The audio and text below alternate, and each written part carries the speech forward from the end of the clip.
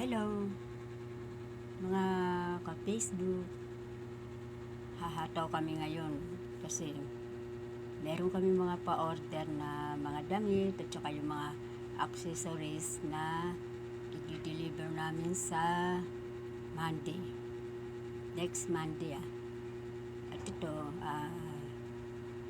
mag-uumpisa tayo rito sa ating mga accessories mula sa damit, sa hikaw, sa kwintas, at sa mga singsing, kung ano-ano pa.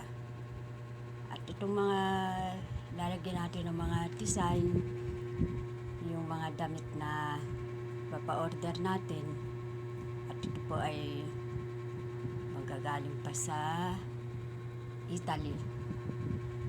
Kaya sana maging success po yung gagawin namin na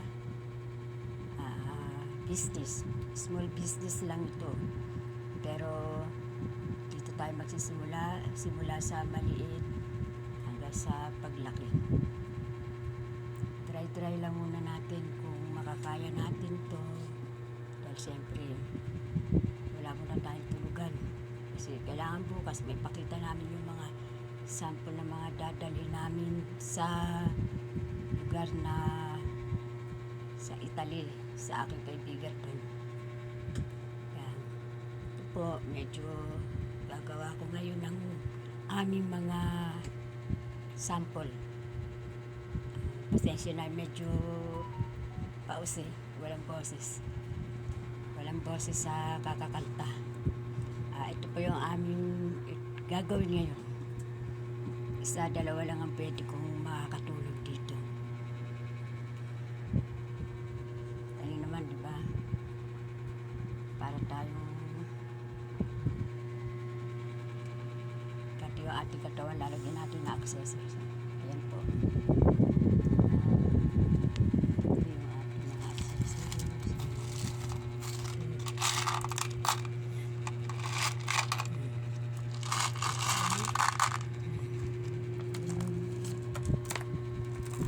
Ito, gagawa tayo ng kwintas.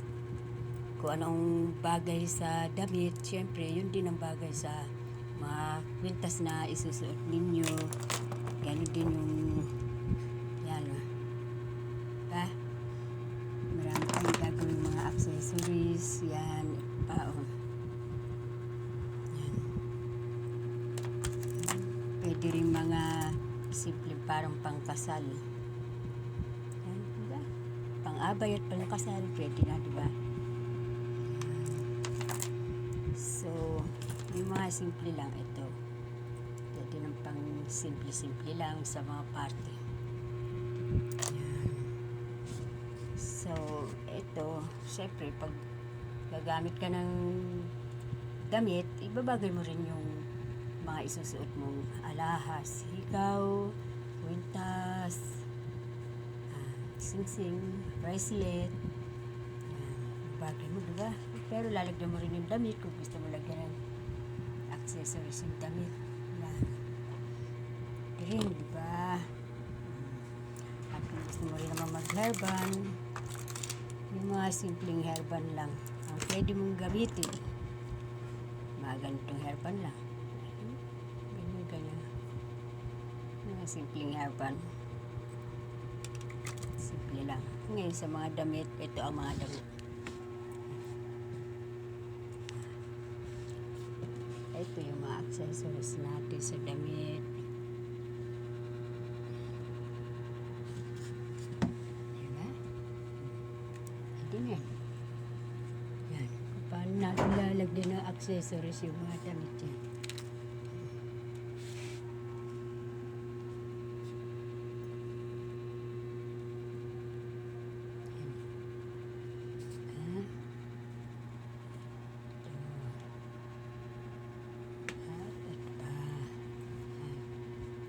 Accessories. Ito pa.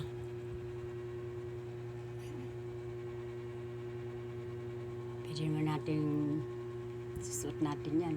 Diba? Kasi ito, lalagyan pa rin natin ito ng yan. Walang mga design. Pero lalagyan natin ng design. Ngayon, dito naman sa bag. Ito naman ang pwede mong gamitin bag. Yan, ba? Yan. Bag na.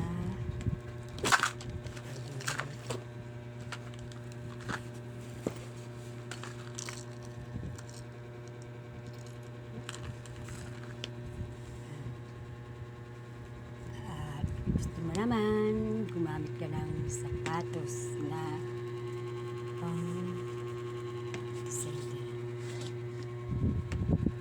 Ito.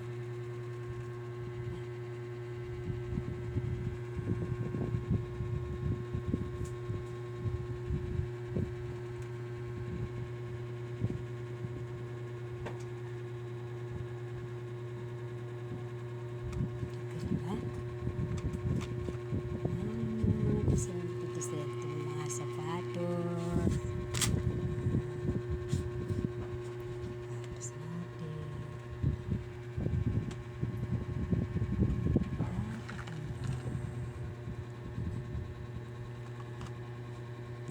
At siyempre, kailangan magaganda rin yung mga bestida na isusuot mo.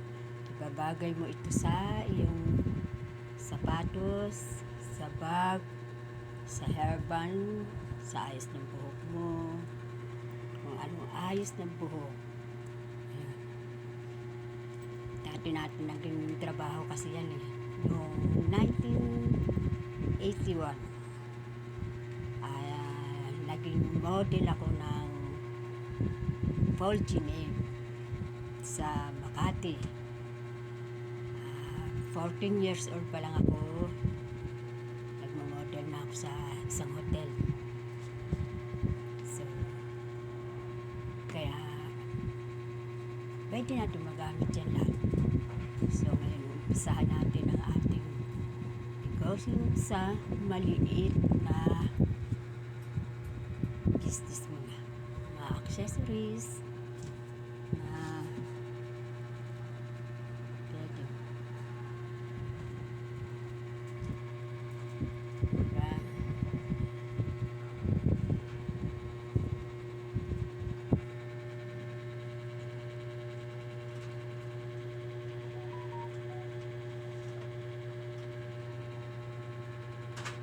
Right.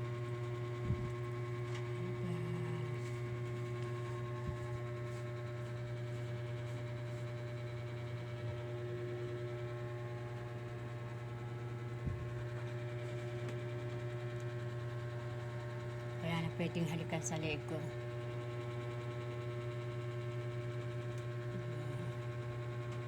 Diba? Okay. See you.